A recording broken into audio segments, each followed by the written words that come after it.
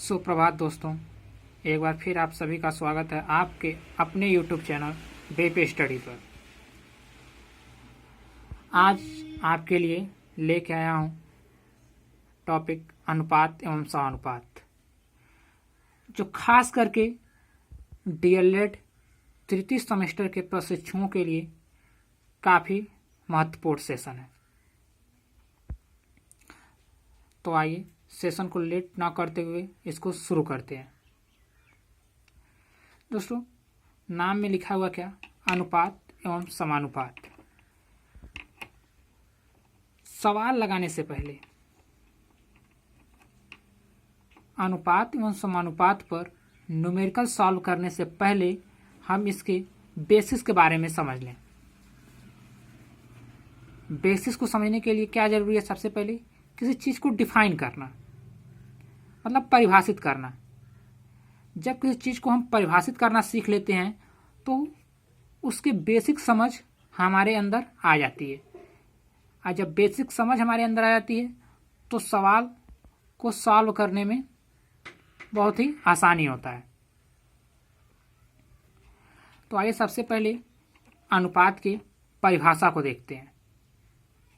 जैसा मैंने आपके सामने अनुपात की परिभाषा को लिखा है, अनुपात दो सजातीय राशियों में वह संबंध है जो यह बताता है कि एक राशि दूसरी राशि से कितनी गुनी है अथवा कौन सा भाग है।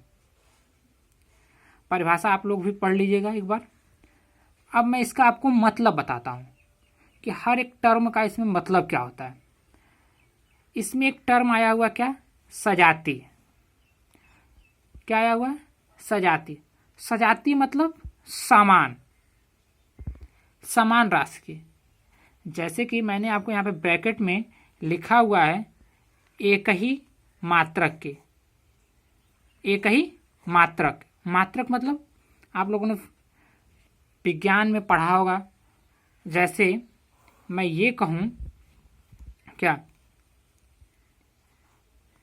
1 किलोग्राम और 3 किलोग्राम,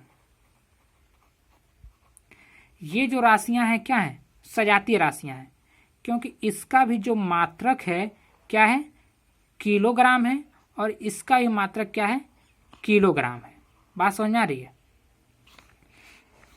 इसका भी मात्रक किलोग्राम, इसका भी मात्रक किलोग्राम।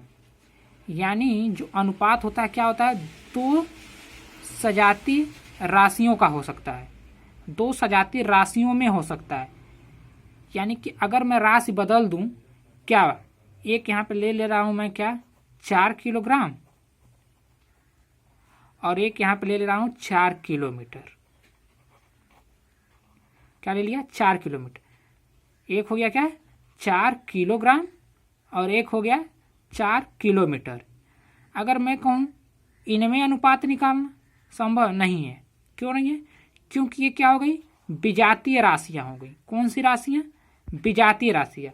क्योंकि इनके जो मात्रक हैं ये क्या है? अलग अलग है। इसका जो मात्रक है क्या है? किलोग्राम, और इसका जो मात्रक है क्या है? किलोमीटर। बात समझ में आई? यानी कि जब अलग अलग मात्रक के होंगे तो उनमें अनुपात नहीं हो सकता।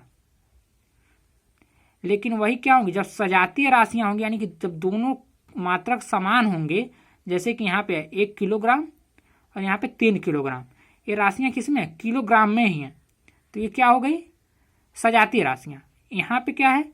एक राशि किलोग्राम में है और दूसरी राशि किलोमीटर में है, तो ये क्या हो गई? विजातीय राशियां। बात समझ में आई? तो परिभाषा में इसने क्या क्या? अनुपात दो सजातीय राशियों में क्या है? संबंध है, जो यह बताता है कि एक राशि दूसरे से कितनी गुनी है। जैसे मैं ये कहूं कि राम के पास 4 रुपए हैं, ठीक है, और श्याम के पास 12 रुपए हैं, ठीक है। राम के पास कितनी है? 4 रुपए। श्याम के पास कितने हैं? 12 रुपए। बात समझ में आए? अनुपात निकालने के बाद हमको ये पता चलेगा, क्या पता चलेगा कि एक राशि दूसरे से कितनी गुनी, यानी कि जब इसका अनुपात निकाल लें, अनुपात निकालने का मतलब इसका सरल रूप निकालेंगे। सरल रूप कैसे निकालेंगे, देखिए 4 एकम 4, 4 तिया 12, ये क्या हो गया 1/3, 1/3 आया। 1/3 को हम क्या कर सकते हैं, एक संबंधी 3 भी लिख सकते हैं। बात समझ में आया। एक क्या आया है, 4 की जगह पे 1 आ गया और 12 की जगह पे 3, यानी कि जो श्याम के पास रुपया है वो क्या है, राम के 3 गुना अधिक है। कितना गुना अधिक है, 3 गुना। यानी कि हम लिख सकते हैं यहाँ पे श्याम के पास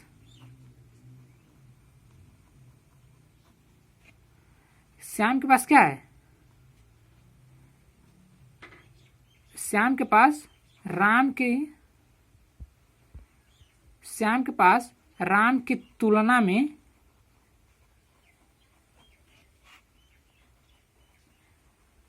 3 गुना अधिक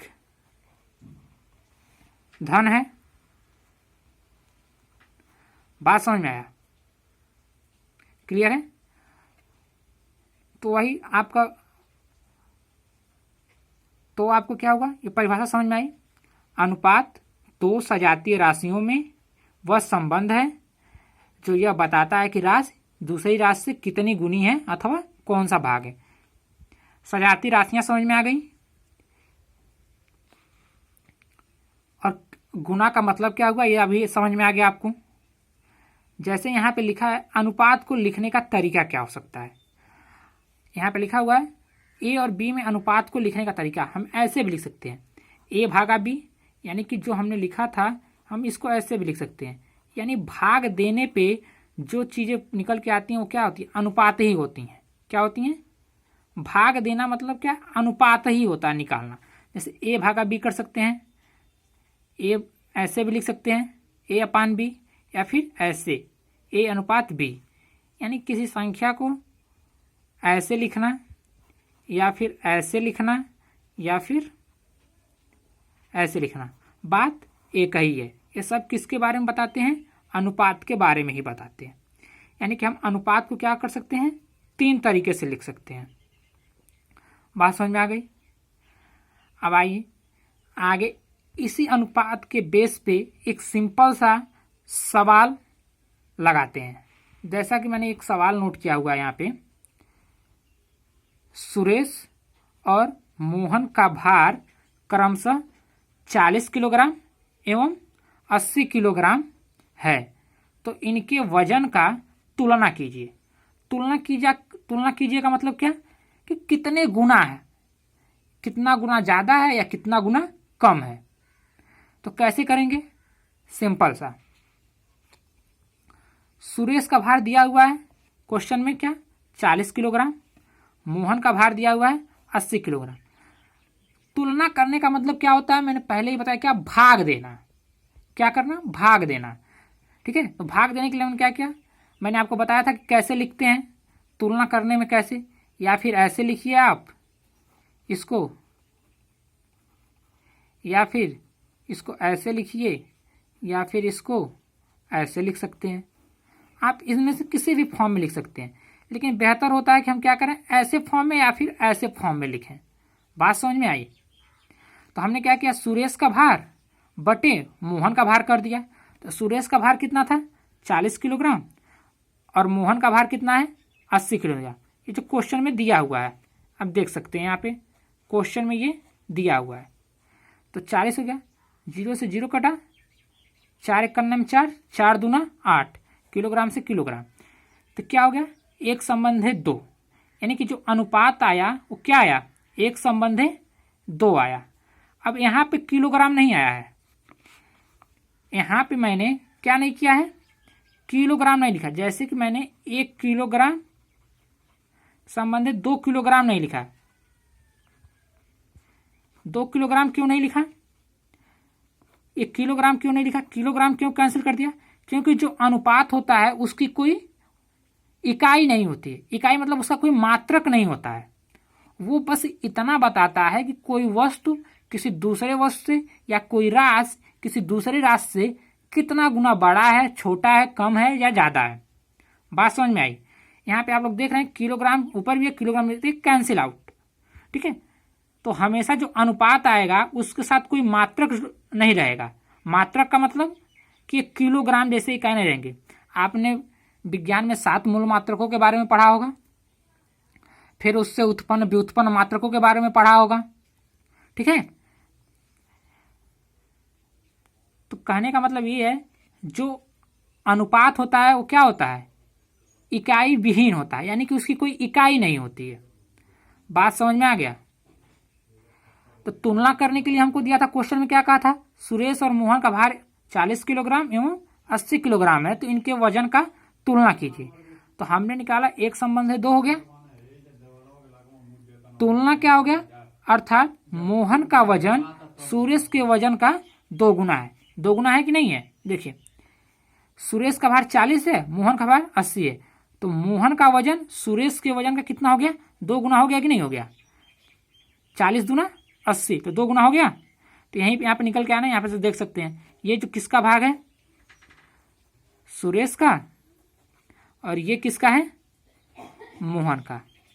तो सुरेश से कितना ज़्यादा है, कितना गुना है, 2 गुना, यानी कि इसमें एक में अगर हम 2 का गुणा करें तभी तो 2 होगा। ये बात समझ में आ गई।